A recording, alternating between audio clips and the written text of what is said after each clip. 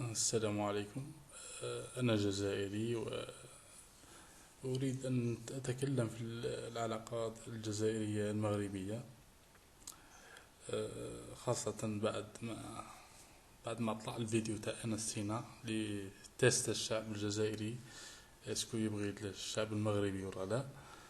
احنا الحمد لله احنا كاين علاقة قوية بين الشعب الجزائري والشعب المغربي، واحنا كنبغوكم كنبغي الدولة أن الشعب المغربي، وما كان حتى حاجة اللي تفرق بيناتنا، والله حاجة اللي تخلينا نكره بعضنا، باسكو كاين حوايج اللي خلونا مشتركة بيناتنا في التاريخ، في العادات، في الدين، وفي التقاليد، وحتى في اللغة، وحتى في الإسلام.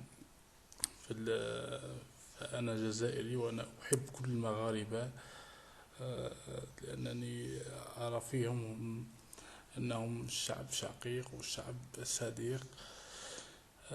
وكاين كما نشوفو هنا في الواقع دركا كاين عائلات جزائرية راح تسكن في المغرب ومستقرة ومن وقت الاستعمار.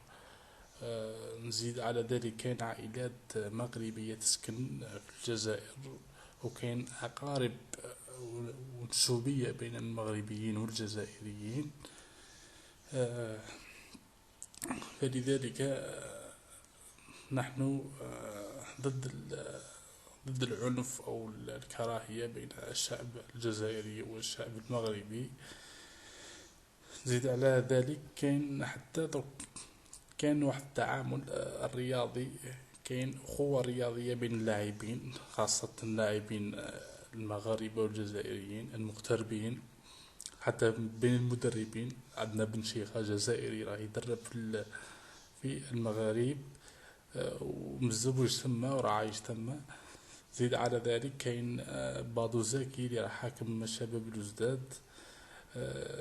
لذلك نحن نرفض أي كلام بذيء على المغاربة والجزائريين، احنا خوت وإحنا شعب واحد. ونخلوا المشاكل السياسية للسياسيين، هم اللي يحكموا فيها وهم اللي يقروا فيها. لذلك الشعب الاتحاد في سبيل الأخوة.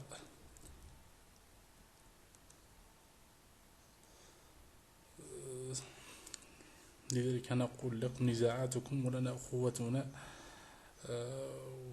صح رمضانكم وصح عيدكم، والسلام عليكم ورحمة الله وبركاته. أخوكم من الجزائر.